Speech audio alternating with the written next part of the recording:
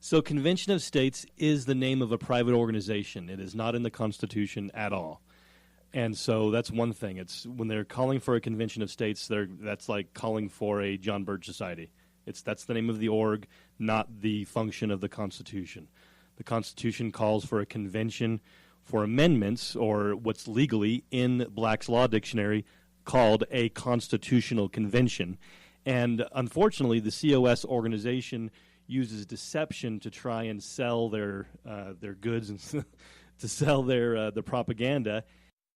Oh, Zion, dear Zion, home of the free. This Defending Utah presentation brought to you by the Defending Utah Liberty Store, the new book, The United States Constitution Made Easy, by Lonnie D. Crockett, Ph.D., Anderson Accounting, Trust Plumbing, Higher Calling Firearms, Mini Zoo Comes to You, American Appliance, The Editor Lady, Shem Financial Services, and the law offices of Garrett T. Smith.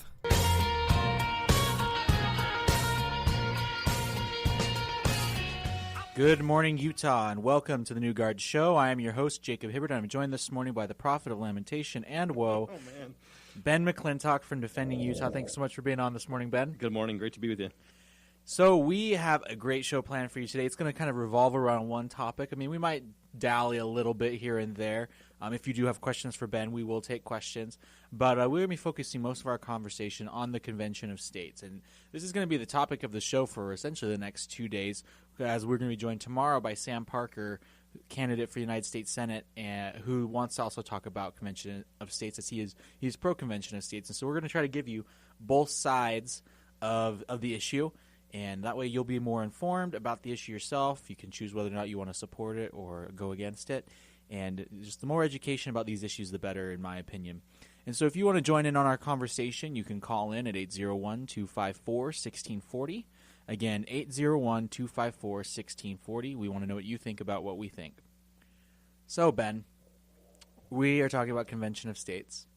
And I guess I'll give you this opportunity to make your opening statement on Convention of States, and then I'll ask you some questions, and we'll have a little bit of back and forth.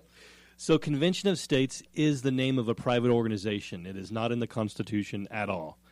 And so that's one thing. It's when they're calling for a Convention of States, that's like calling for a John Birch Society.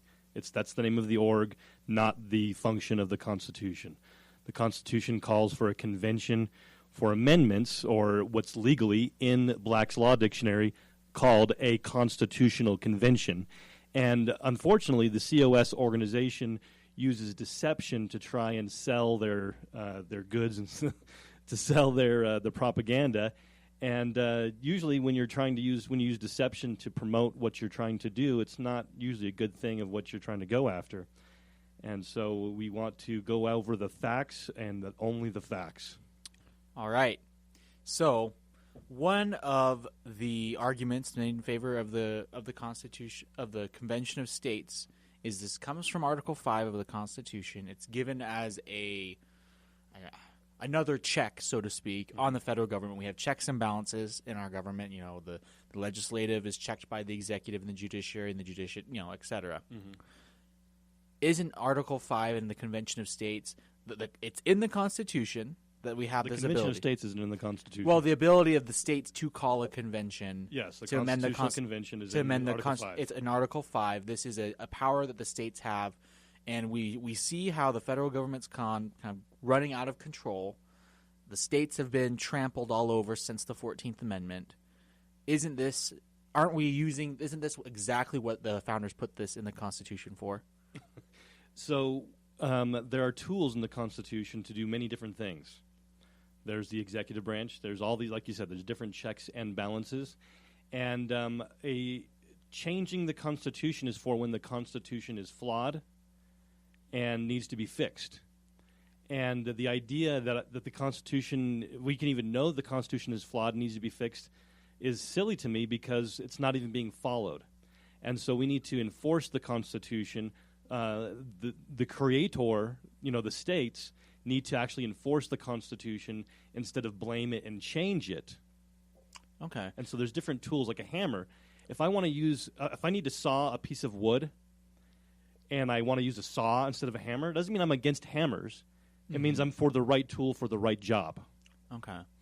But aren't there some things that an amendment could do that would maybe help clarify some of the ambiguous parts of the Constitution? I mean, look at some of the clauses that have been so misused over the years: the necessary and proper clause, general welfare clause, commerce clause. Ideally, through an amendment process like what we would have at a constitutional convention, perhaps we could clarify that language and say the enumerated powers mean exactly what the enumerated powers means, or something like that. Was that This time we really mean it. Yes, exactly. With no way of twisting the language. Well, so that's the thing of lawyers, is lawyers can always twist anything to say whatever they want. That's their job. So there is no such thing as a clarifying amendment when they won't obey the clear language, because none of the Constitution, I mean, every single part of the Constitution was picked apart to death by the Founding Fathers. There were the Federalists and the Anti-Federalists that went at it and covered every single aspect of it. So the idea that we don't know, A, the plain language of the Constitution, that we don't know what the definition of is, to quote Bill Clinton, right, is preposterous. We know what the language says, and then if there's any question, we have the Federalist and Anti-Federalist papers to go to for every single segment of the Constitution. And this idea that the Founding Fathers thought that the courts would decide what the meaning was and how to interpret and all this kind of stuff is so preposterous and so anti-Constitution, anti-Founding Fathers, it's ridiculous. So one criticism that you have given of the idea of doing a convention of states is the idea that it can turn into a runaway convention. Is that fair? That's one of them, but one of the minor ones. I don't think that's. I mean, yes, it's a huge issue because they can at any time, but it's more of a side issue. I think the fundamental core principles are a bigger issue, but absolutely, every convention. The only convention we've ever had was the convention that got rid of the Articles of Confederation and gave us what we have. They changed the rules of ratification. In the Articles of Confederation, it was a requirement to have a unanimous vote to change it. Mm-hmm. And the convention unilaterally changed those rules, not given any authority to change those rules, and changed the mode of ratification. And so an Article 5 convention would have autonomy to be able to change the rules of ratification anytime. Well, I mean, if we take that argument to its logical conclusion, then the Constitution itself is illegal, right? Because under the Articles of Confederation, if it took I had the unanimity of the states, mm-hmm. and the delegates were spent there expressly to amend the articles, not to do away with them, then technically isn't the Constitution itself then illegal? No, because they had the rules to do that. They were a sovereign body. They had the legal authority to change the rules. An article in a constitutional convention they're a sovereign body and has the legal ability to change the rules. So they could call a convention. We could at least initially saying, okay, we're gonna address term limits. We're gonna address maybe a balanced budget amendment, and let's see, what's another little big thing? I'm trying to remember their big three things that they want. They've got term limits. They've got limiting the jurisdiction of the federal government, and I think what was it? Looking through that, they've got fiscal restraints, limiting the power and jurisdiction, and term limits. And so, because when you look at like limiting the jurisdiction of the federal government, and I'm sympathetic to what you're saying in the sense that the Constitution itself works. Our problem isn't the Constitution itself. The Constitution gives enumerated powers that are very limited. If you read the enumerated powers that Congress has given, it's very specific, a very narrow scope, and all seem to fulfill a certain purpose, mm-hmm. which is, we're providing for law and order, national defense. Congress, as a national body, has more national kind of. It's not carte blanche to go and do whatever you want in the states. The Founding Fathers said they had few and defined powers. Yes, few and defined powers. And so if we as a people held the federal government to what the Constitution says as written now, we wouldn't be having these problems. Right. And so what you're saying is then the problem that we're having is not the Constitution. It's not the Constitution's problem. It's our problem. Right. So if you want to fix this, look at the people who are not holding the government accountable. We're the problem, not the Constitution. Focus on the people, not the Constitution. Right. It's a proper diagnosis, right? You go to a doctor and you say, I've got a headache, and all of a sudden he orders you to go into chemotherapy without any further questioning. You've got to have a proper diagnosis before you can come up with an actual solution that will actually work. And that's exactly what the CONCON people are supporting, is basically saying, you've got a headache, let's go to chemo. Mm-hmm. Without even looking into seeing what the actual problem is, so we can actually come up with a good solution, because every single one of their general subjects, which are, they admit are very general and could open up the whole thing, are actually already addressed in the Constitution if we followed it. And so it's a gun control argument. They're saying, oh, the criminals are breaking the law, let's make more laws.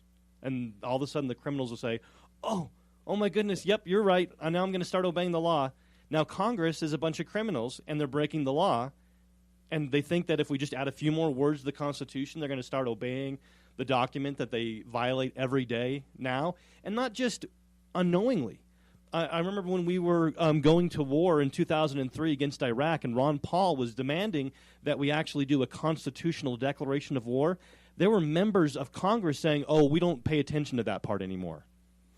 Fair enough. So we have a few callers who want to weigh in. Caller, you were live on the air. Welcome to the New Guard Show. What's your name and where are you calling us from? Yes, my name is Bob, and I'm calling from Idaho, and I would say that this is not a time to meddle with our fundamental laws, because I know as a conservative we feel the government is out of bounds, but let me assure you this retired Chief Justice said it all when he said it's time to get rid of the Second Amendment. And when the media in this country leans so far to the left, believe me, that will be what they do. They'll put us on a footing to disarm the law-abiding citizens. You're not going to disarm the criminals. They're already breaking murder laws and everything else. But and firearms flow into this country like water through a sieve. But I mean, from Latin America, among other places. But don't you feel, and this would be to both of you gentlemen, don't you feel that even term limits, it might have some positive aspects, but there are an awful lot of people who would say, if we get a good man, a man of character, in the public office, it might be a time to keep him there. And, of course, there are term limits, 2 years in the House, 6 years in the Senate, and 8 years in the presidency. There are existing term limits. Mm-hmm. We just need to pay more attention to trying to remove those that do not honor their constitutional responsibilities. But we have the so-called Patriot Act. We have a National Defense Authorization Act, which got rid of habeas corpus and a lot of other things. I mean, these are totally unconstitutional, and we just let them get by. But I think it's not a time to change basic laws when we have such a liberal media. Believe me, the Second Amendment will be the first thing to go. Absolutely, and even the Convention of States organization has said that it's up for grabs. And you can just imagine in a convention in the Article 5 convention that you're dealing with all of these different states, and any so-called clarification is going to be adding things like background checks and just more limitations on the rights of the people. It's not going to say, yes, everybody has the right to have the same arms as the government as the Founding Fathers intended. That's not going to be what's clarified. Well, I mean, but the thing is, though, and to avoid going down this rabbit hole, but private citizens shouldn't have nukes or surface-to-air missiles. Well, let's look at what the Founding Fathers said. The whole purpose of the Second Amendment was to be able to repel tyranny. And so they were always supposed to be on the same level as the government. Yeah, but And so if we've gone past that thing, if we can't defend ourselves against the government, then we've already lost the Second Amendment. The issue with that, though, is, I mean, you don't need a surface-to-air missile or a nuke. Individuals don't, to be able to fight the government. I mean, the fact if all of us are armed, that's a big enough deterrent effect itself.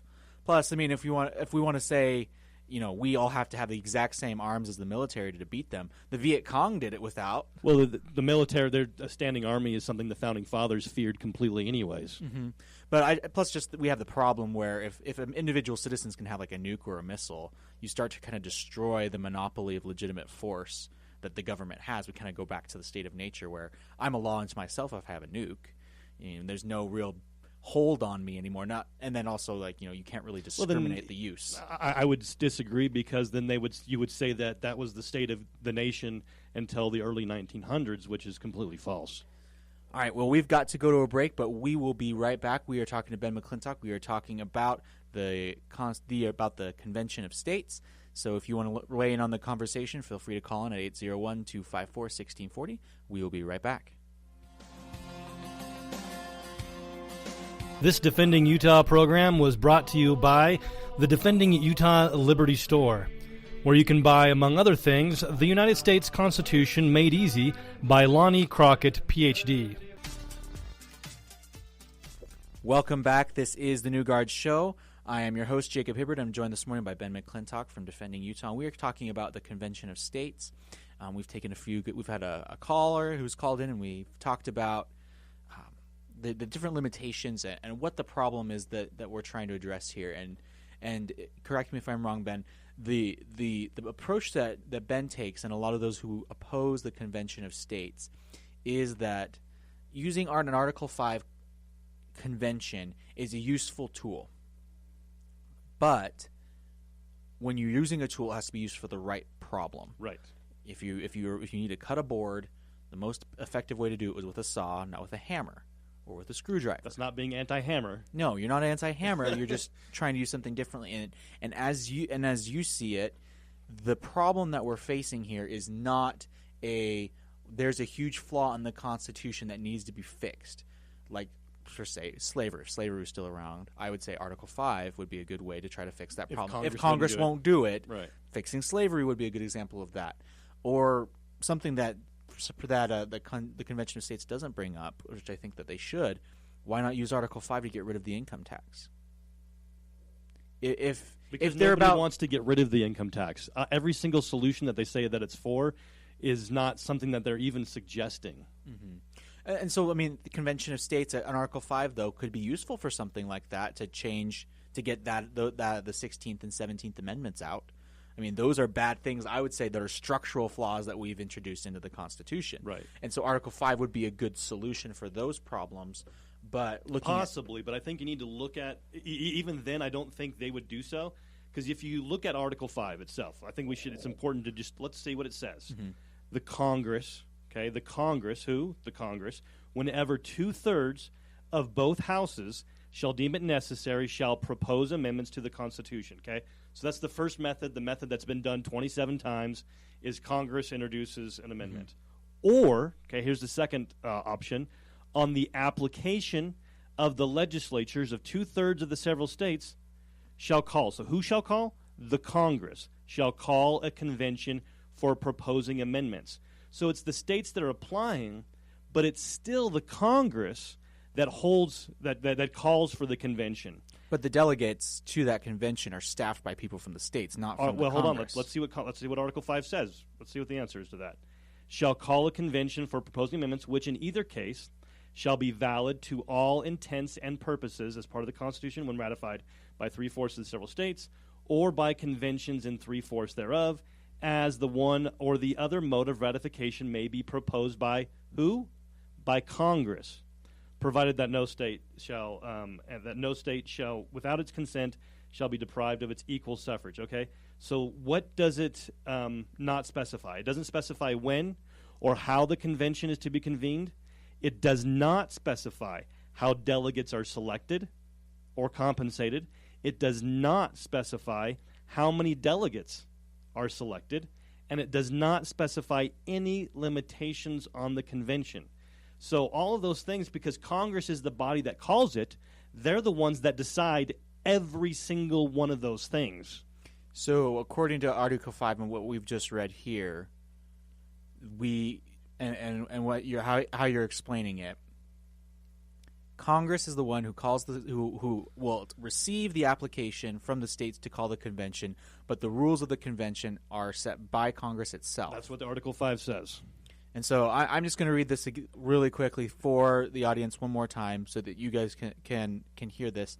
So this is reading from the Constitution itself. It says, "The Congress, whenever 2/3 of both houses shall deem it necessary, shall propose amendments to this Constitution, or, on the application of the legislatures of 2/3 of the several states, shall call a convention for proposing amendments, which in either case shall be valid to all intents and purposes as part of this Constitution, when ratified by the legislatures of 3/4 of the several states, or by conventions in 3/4 thereof, as the one or the other mode of ratification may be proposed by the Congress, provided that no amendment which they shall be made prior to the year 1808 shall in any manner affect the first and fourth clauses in the 9th section of the first article." I believe those are the slavery articles. "And that no state without its consent shall be deprived of its equal suffrage in the Senate." So that's what Article 5 says. I suppose if you were a lawyer, you could make arguments on how on the lines about where it says that the legislatures of the states shall call a convention. You could probably You could wrangle with that because you could argue that the Congress, that's not clear who actually sets the rules here. But it is clear though that no matter what happens, state legislatures or state conventions have to approve of it. Unless the convention itself changes those rules of ratification, which as a sovereign body, they have the authority to do, just like they did under the Articles of Confederation. And then you get in the question of whether or not the states would stand for something like that or not. Well, once it's what would stop them as a sovereign body being called as the ultimate authority to do this? You know, they would. I mean, well, they could just do the same thing. They could just say, "Well, we refuse to recognize the legitimacy of this, and we refuse to ratify." And then the argument would then be made, "Well, we've got California, New York, Florida, Illinois." And all these, we've got 32 states that are already doing it. We might as well be a part of the conversation. And just like with our legislature every year when they pass tax increases, increase regulations, decrease the liberties of the people of Utah, that's a conservative red state supposedly doing those things. And they get in the negotiation, and they're going to go even further left when they're in this con-con. But what though, like, say California's there. Mm-hmm. I mean, the other states would still have to go along. I mean, if we look at how electoral map, at least, if we use the electoral map as a standard, right? The majority of the country is red in that sense. In the sense that you go, all the middle states, it's the coasts, which electoral vote-wise have enough votes to win presidencies. But if you were just to look at state-by-state numbers, just how many states and how many legislatures we are controlling, you would anticipate that a liberal bent wouldn't do that. They elect Republicans, but they are not conservative. That's definitely true. I mean, and if you look here in Utah, Utah's got to be the perfect example. We are the reddest state, quote unquote. When we increase taxes, increase regulation, you pass our schools now. You pass Medicaid expansion, aka Obamacare. The idea that we can't trust the red states to be red. No, at all.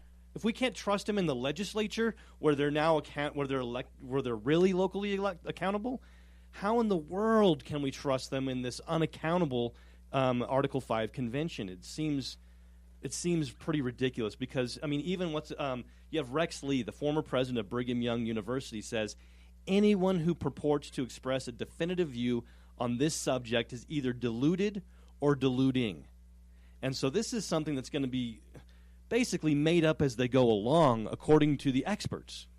All right, so we have some callers who've been pretty patient who want to weigh in. Good morning, caller. You were live on the air. Welcome to the New Guard Show. What's your name and where are you calling us from? This is Dean from Saratoga.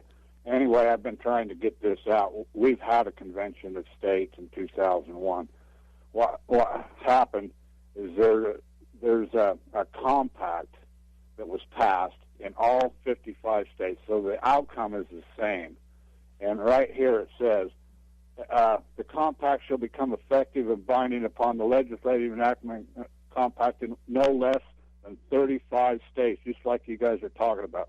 The initial effective date shall be no later than July 1st, 2001, or an enactment into law by the 35th jurisdiction. Okay. Mm-hmm. Well, that's happened.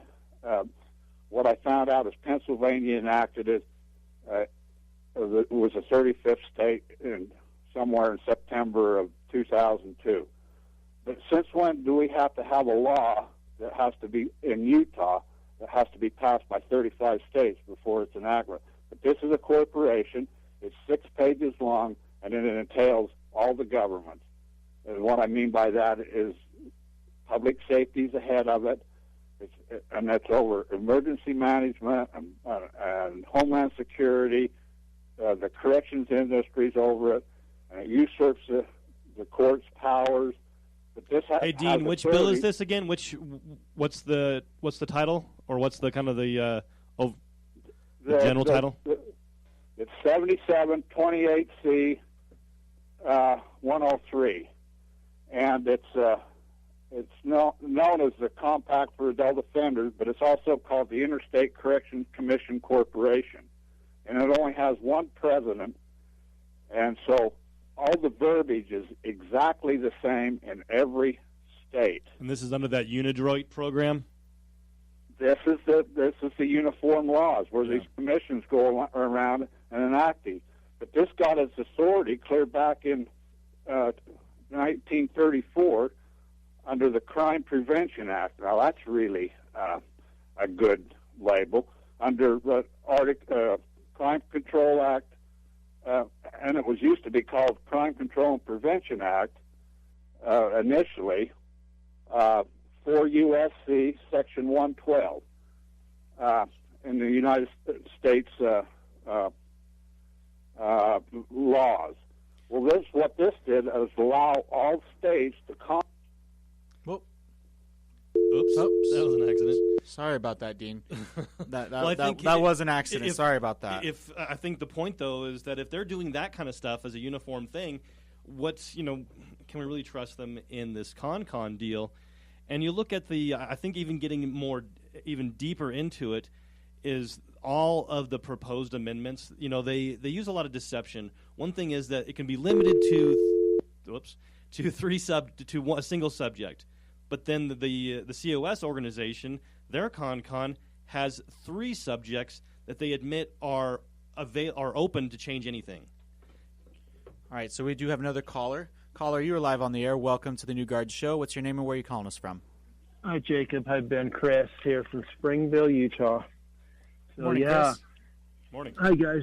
Great discussion. Appreciate you guys' sacrifice to be on the radio every day to inform us of what's going down. So I'm a little bit of a contrarian as far as this is concerned. I think there should be a constitutional convention, and I propose 3 amendments to the Constitution. One, that all of the powers not delegated to the federal government should be reserved to the states and the people respectively. Isn't that the 10th?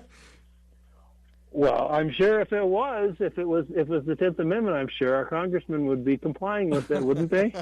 You'd think so. I'm just worried for you, Chris, that you might get into copyright infringement or something, and I'm just looking out for you. Well, hey, if it gets the people's attention, then I would be happy to go to court over it. I've just gotten started. So 2 more amendments. If that doesn't work, well, we'll have them swear an oath to preserve, protect, and defend the Constitution, and that ought to work, don't you think? So I'm told. All the presidents of Congress. And if that doesn't work, I propose an amendment that every 2, 4, and 6 years we vote the bums out. Huh. Now, Novel idea. Novel. Okay, I love those. I think we should have those Constitution. in our Constitution. But here's the thing: if we do let them add amendments, how long would those amendments be? Because Congress, they're accustomed to writing 2,000, 3,000, 4,000 page documents. I'm pretty sure you could have just written that on a napkin. I could have written that on a napkin or plagiarized it from the actual Constitution, right? Hey, don't admit that. You're hurting your case, Chris. You're hurting your case. Thank you so much for calling. We really do appreciate it. All right. So one thing that Bob brought up that I wanted to talk to you about Yeah. is term limits. Okay. And he made the comment that what if we find a good guy who is really good, and now we've created this limit so that he can't stay in office. That's a great argument, but I've also heard that argument made for kings. Mm-hmm. So if it's a good guy, there's no way of doing anything about it. And I feel like if we take that mentality, I mean, it'd be nice if we had kings. So shouldn't we plan for the negative instead of be protecting against the negative instead of anticipating a bunch of really great Washingtons and Reagans showing up? Right. So the Constitution, the fundamental principle of the Constitution is that it limits the government, not the people. And so an amendment that turns that on its head and limits the people and not the government is a problem. And that's what this would do. First of all, you look at California, one of the only states with term limits. How's that doing for them? Is that limiting government? How about the presidency? That's really helped remove our imperial presidency. Yeah, but we would have. I think there's no way Barack Obama would have lost if he had gotten a chance to run for a third term. I think he'd wipe the floor with Trump. Yeah, it's a good thing we got Trump elected, because now the NDAA has been repealed and the Patriot Act's been repealed, and that's the true. Constitution's been restored. Thank heavens for term limits, because it brought it all back. No, obviously it didn't change, because it doesn't go after the root of the problem. It blames, again, it limits the people as opposed to limiting the government. No free government limits your choice on who you can vote for. And so when we go after and we change the Constitution to limiting the people, we turn the Constitution on its head, and instead of limiting the government, it now limits the people, which is completely the antithesis to what our government was founded upon. I see that. I can definitely see that. Yes, it's a limit on it's definitely a limit on the people. It's also a limit on people being able to run again.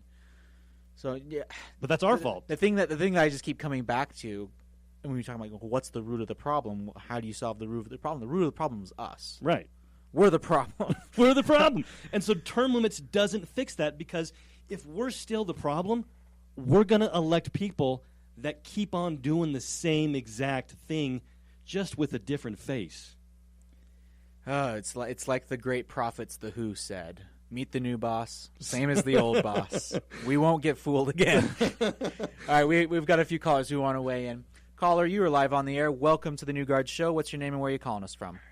Okay, Salt Lake City. Where did this con started? Whose idea? Where was it born? When and why? Great question. Who's involved? Whose money is it behind? There's got to be some kind of paperwork. There's got to be some kind of trail. This does not sound good at all.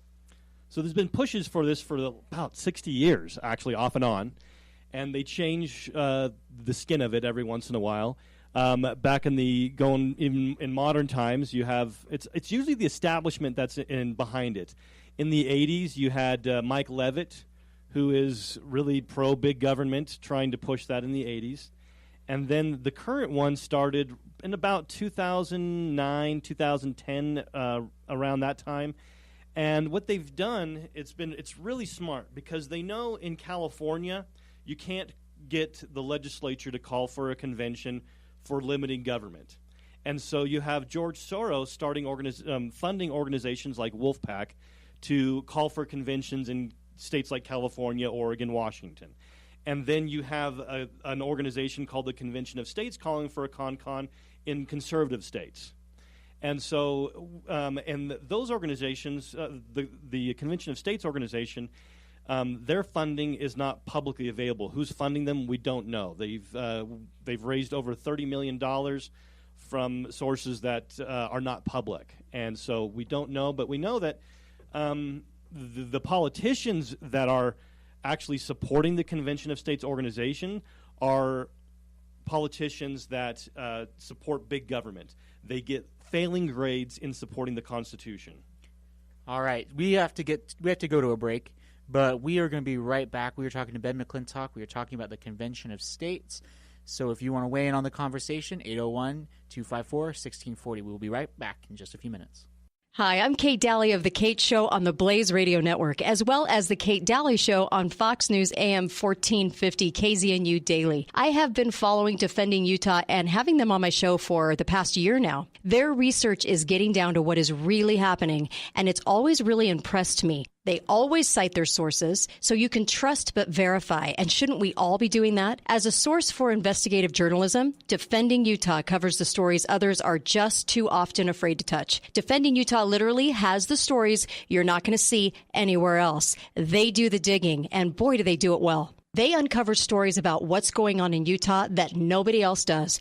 But I think what's really great about Defending Utah is that they're organizing to help you stand up and do something to defend liberty and to stop those that are working to enslave everybody. They actually offer solutions to help you know what to do and how to do it. These guys are fantastic. Please join me in giving your support to Defending Utah. If you really want to affect change, support good and honest journalism. Support Defending Utah.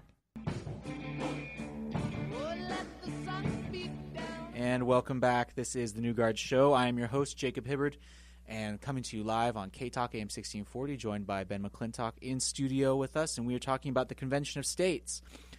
Before the break, we were talking about a little bit about term limits and about who's supporting this movement throughout the country, and we mentioned Wolfpack, which is I've been to their page. It's very bare bones. I mean, there's not a lot of information about it, and the one thing they said that they're trying to do, according to their website, is to make the elections freer and better, like more democratic. But it doesn't say how. It just says we want to fix elections so it's more fair. Their amendment is to get rid of what's called the money in politics. What was that Supreme Court ruling? I'm just going to draw a blank, where they were Citizens United. Oh yeah. And so they want to get rid of Citizens United as their big amendment that they're trying to push. Well, I know there's plenty of people in our audience who would agree with that as well. But then you have the Convention of States movement, which is more popular and successful within conservative states and conservative circles. I mean, Ben Shapiro's recently came out in favor of it. Rand Paul's came out in favor of it. Ted Cruz has. Greg Abbott. Mark Levin. There's plenty of conservative personalities who I trust a lot more. I would call them neoconservative, but some of them are. And so I think it's really essential because you can go back and forth. There's really strict constitutionalists that are staunchly against a convention, and you came up with some conservatives that are in favor of it. And so it's essential that we look past personalities and look at the principles involved, and then we can come to a principled decision. And I think that's really important. We covered the term limits aspect. Another subject that they propose is limiting the power and jurisdiction of the federal government. That's the topic. So I agree. We need to do that, but that's already written in the Constitution. And that's my point. That's the enumerated powers. I mean, this is almost back to the Federalist, anti-Federalist conversation because the anti-Federalists felt that the Constitution wouldn't limit the power of the national government enough. And with the benefit of history, we can say, yes, they're right. It hasn't done that. But I would say the problem, and this is what the Federalists said, and I think that they're also right, is the only way that happens is if we don't actually follow the Constitution, because enumerated powers mean these are the powers you have. Right. Not, you can't go beyond. And then the 9th and 10th Amendments explain that if we didn't say that you could do it, you can't. So the Constitution already says that, unless you want to argue that the language has just been abused so badly. Again, whose fault is that? And how fast does that change? Especially, so that's the platitude that they use to get people on board, right? Now let's get down to the nitty-gritty of how they say they want to apply that. What they say is if 2/3 of the states vote to say that federal law, whatever, let's say we get 2/3 of the states states want to get together and say, let's get 2/3 of us together and say that Obamacare is unconstitutional. Okay? What happened? So that's the amendment that they actually have proposed. That effectively repeals Article 1, Section 8 and the 10th Amendment, because it says if that's implemented, if 2/3 of the states don't do that, that means whatever Congress does is legal. And it takes away the ability of an individual state to say, you know what, federal government, You're not allowed to do that, which they have the authority to do right this second. Yeah, and I just keep. It's like I'm on this loop. But what we keep coming back to is you don't like that I hate that the language of the Constitution is wrested and twisted and pulled all over the place to try to fit clearly unconstitutional things. I mean, the general welfare clause. All you have simple Google search, you can find a whole thing from James Madison who says this. The general welfare clause, if it's used for this, and this, and he throws out their government education as one of the things. He's like, and basically, this can be really abused really badly. We have to make sure that we understand that that's not what it's supposed to do. Otherwise, people would be stupid enough to think this means public education. Right. But we've done that. And so, I mean, if you go outside of the four sides of the Constitution and look at the writings of the founders, look at the debates in the convention, letters that they've, the guys who actually wrote it. And according to contract law, when there is ambiguity in a contract, you have the right and the authority to go outside of the contract and do what's a meeting of the minds and talk to the people who actually wrote the contract, and you find out from them what their intention was, and that intention is what's binding. So if we actually followed contract law and actually did this right, the twisting of the language that they might be trying to address here wouldn't be happening. But if we're going to twist the language, then we're going to twist the language that they come up with new as well. And so it makes no sense to try and fix people twisting language, because that's not addressing the problem. The problem is our lawyers twisting language. You can't fix that with new law because they'll just twist that as well. You have to stick to fundamental principles. All right, so we have another caller. Caller, you are live on the air. Welcome to the New Guards Show. What's your name and where are you calling us from? Hi, this is Kay, and I agree with term limits on the presidency. Look at how many South American countries have gone into dictatorships with no term limits on their presidency, and they become dictators for life. So that's one thing I don't think should be changed. We already have that as a law right now.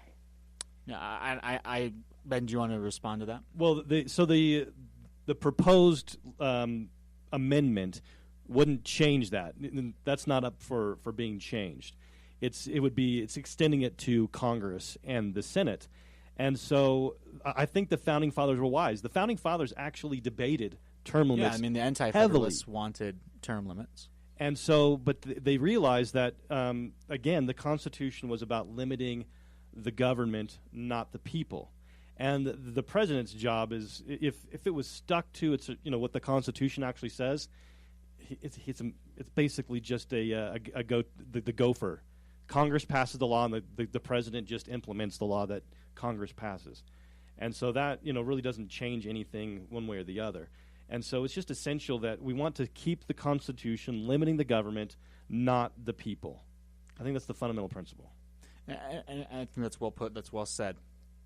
Okay, I'm going to try to put you in a foreign situation and ask you, if you were in favor of doing a constitutional convention, what would you like to see be done? Are there changes that you feel that should be made to the Constitution that we could accomplish through an Article 5? Well, there's an illegal amendment, which seems kind of weird, that there could be an illegal amendment. We have a bunch of illegal laws, too. Right. But amendment, you would say, well, if that's ratified, that means it's legal. Well, there's actually one. The 17th Amendment was ratified plainly illegally, because Article 5 says that a state's suffrage, meaning their vote, cannot be taken without their consent. Well, there were several states that voted no on the 17th Amendment. Their vote, their suffrage, was taken away from them without their consent. It's an illegal amendment. Should be ignored, should be nullified. But that's one that should be repealed at the minimum. And then, of course, the Supreme Court's actually ruled that the 16th Amendment didn't give Congress any new powers, but it's been interpreted as giving it new powers, so we should get rid of that as well. Yeah, I would agree with that as well. But Convention of States is not proposing repealing either one of those. That's what's essential. So we can come up with all these things that are those two issues right there, but neither one of those issues is brought up by the Convention of States. The Convention of States amendments actually increase the power of the federal government and decrease the authority of the states. It's a bait and switch to increase the power of the federal government, like we've gone over with the two. And I think the next one that we need to cover, the final of the three, that the Convention of States promotes is fiscal restraints. Okay? That's the next one that they promote. They say, well, of course we want fiscal restraints on the government. Who would not want that? But, okay, if we actually go into fiscal restraints again, this is, again, Article 1, Section 8. That already puts fiscal restraints on the federal government. So if you you look at their balance of budget amendment, first of all, there's only one state in the country that has that does not have a balanced budget amendment as a part of their state government. Okay, Utah has a balanced budget requirement as part of its constitution. Guess what? We don't have a balanced budget. We're over $7 billion in debt. They keep telling me that we're in the black. No, like I've heard. I'm serious. I mean, you will see if you talk to many Utah politicians that Utah is one of the best managed states in the union. We are running at a surplus and not a deficit. It's a complete farce. The only state in the country that has a balanced budget is the one without a balanced budget requirement in their constitution. Which state is that? That's Vermont. And then you look at what the actual proposed language of this bill would do in the Convention of States, is it would basically say that as long as our budget is balanced, whatever the federal government does is now legal. So again, that repeals Article 1, Section 8, removes all limits to the federal government as long as we've got a quote-unquote balanced budget, which has loopholes. If 3/4 of the Congress votes to suspend that rule, then they no longer have to have a balanced budget. Well, guess what? Every budget that we have passed and every single one of these spending bills that we have passed meets that threshold. And so under current rules and under the proposed legislation, this would, again, repeal Article 1, Section 8, and it gives them an excuse to violate that fiscal restraint. And so every proposal by the Convention of States, again, decreases liberty, increases the power of the federal government, and does the exact opposite of what they advertise themselves as doing. So Ben, what do we do? Where do we go for those those of us who are patriots who want to rescue our country? Where do we go from here? Because I mean, this has been billed, and in a lot of ways, Article 5 is still a good thing. Like we've talked about, it's the about right tool for the right job. Whether this is the right tool for the right job. So, what is the correct tool for this job? Okay, so I think and that's an important thing. We need to understand that the founding fathers actually understood this. Okay, so the right tool, Article 5, is the right tool when federal elected officials are not corrupt and they are defending liberty. Okay, Article 5 is the right tool when the state legislatures are not corrupt and they are defending liberty. Article 5 is the right tool when the Constitution is followed but found insufficient to solve our problems. Okay? Now, that's not the situation that we're in. Now, the Bill of Rights, this is what the tool that we use when the state rights are being violated. And it is the tool to use when the federal officials are corrupt and violating their oath. And it is the tool when the Constitution is not followed but found sufficient if followed. So the founding fathers said we need to give the states, the creator, should not become weaker than the created, and has the power to be the final arbiter of the Constitution. The founding fathers over and over again said that the tool that they gave us to be able to enforce the Constitution was the 10th Amendment, which is the nullification. Thomas Jefferson, James Madison, even people like Abraham Lincoln supported nullification, which they said that the courts were not the final arbiter of what was constitutional. The final arbiter, according to the founding fathers, of what is constitutional is the states. The states have the final say to say, you know what, federal government, you don't have the authority to do that. And, some people say, well, that was solved in the Civil War, blah, blah, blah. Well, you know what? No. States continue to nullify illegal federal actions. You have the...